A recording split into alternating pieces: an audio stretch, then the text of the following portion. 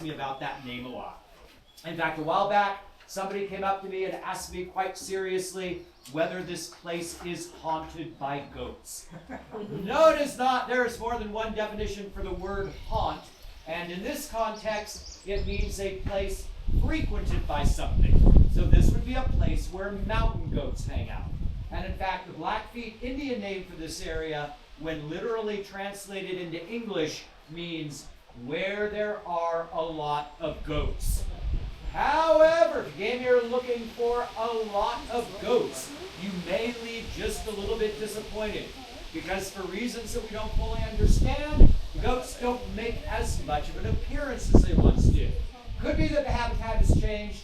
Could be the fact that back in the late 19th and early 20th centuries, a lot of the goats were hunted out of this area and the population is not fully recovered. But, be that as it may, just last night, I was standing right down here on this dock with my binoculars, looking up on the Goat Haunt Ridge, and I spotted 2 goats up there.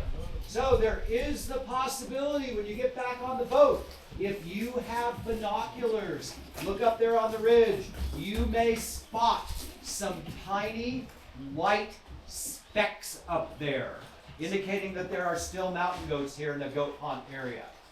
Now, while we may not have quite as many mountain goats here in Goat Haunt as we once did, one animal park-wide that is doing quite well is the grizzly bear.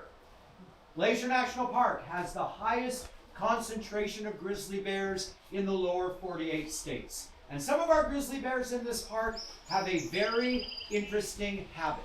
They like to eat a little insect known as an army cutworm moth. Army cutworm moths migrate into this area by the millions every spring. They fly up to the tops of some of the highest mountains in the park, and then they fly down underneath rocks and boulders to get out of the heat of the midday sun.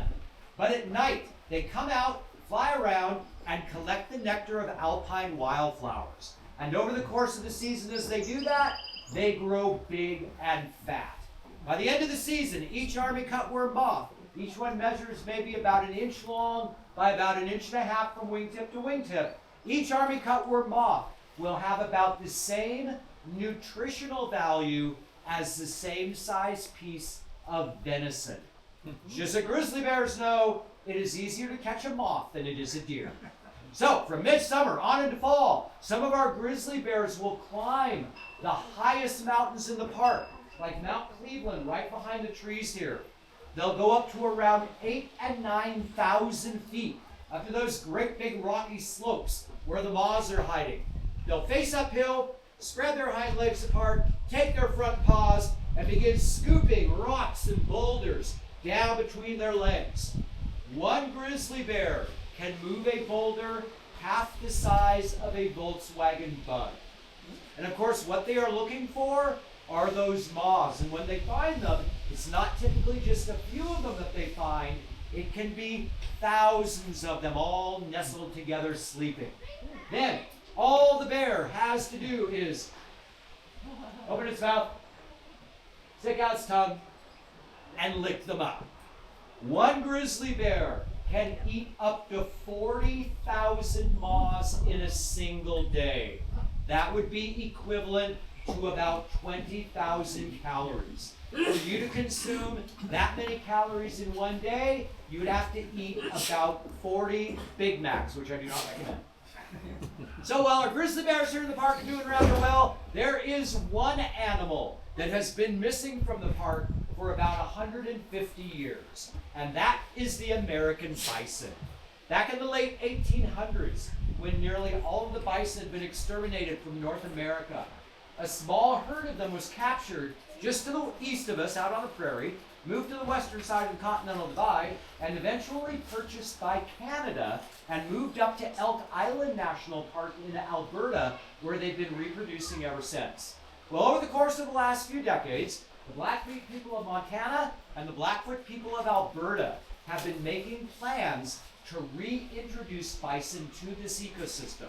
And toward that end, a number of years ago, the Blackfeet of Montana purchased some of those bison from Elk Island National Park and moved them down here to their reservation just adjacent to Glacier.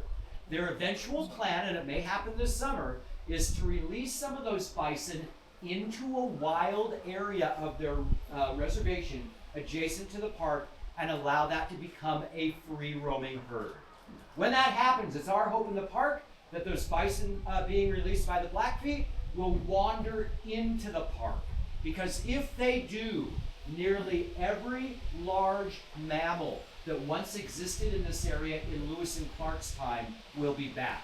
And the really cool thing about these particular bison is that they are genetically identical to the bison that used to roam through this area, because they are the direct descendants of the bison that were captured here back in the late 1800s.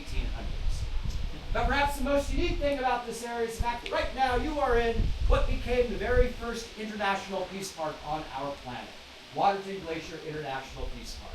And back in 1932, when the Canadian government and the US government were finalizing the details of creating that very first international peace park, these words were written into its enabling legislation. There is no area in America more replete with beauty of the highest order than that comprised within these two national parks. Tremendous mountains with carved cirques in which the snows and glaciers of countless ages are encompassed. Innumerable lakes, each a gem of its kind. Canyons of that character described by Robert Service when he speaks of canyons plumb full of hush. These are the describable features of this region, but it has about it something indescribable. Perhaps the imminent presence which broods over it and which is universally felt may best be described as peace. Right now I think you're in one of the most peaceful places in the entire park. They can be easily reached by a motorized vehicle like the boat you came over on. Go to any other popular place in this park on a beautiful summer day like this, and you will be overwhelmed with hundreds, if not thousands of people. And right now we have just a few dozen. So my encouragement to you today is to enjoy the peace of this place, but maybe to cultivate a little piece of your own. When you came over on the boat, there is the possibility that you were sitting next to someone that lives half a world away. And my belief is that peace does not begin with a peace park. It doesn't begin with a treaty. It begins as people from different cultures and different countries begin to get to know one another and begin to break down those barriers that separate us. So my challenge to you today is you head back down to Waterton on the boat. If you are sitting next to someone you don't know, maybe turn to them, smile, introduce yourself, tell them a little bit about your way of life where you live. Maybe they'll do the same, and maybe that new friend you make will turn out to be one of the highlights of your trip here to Waterton Glacier International Peace Park.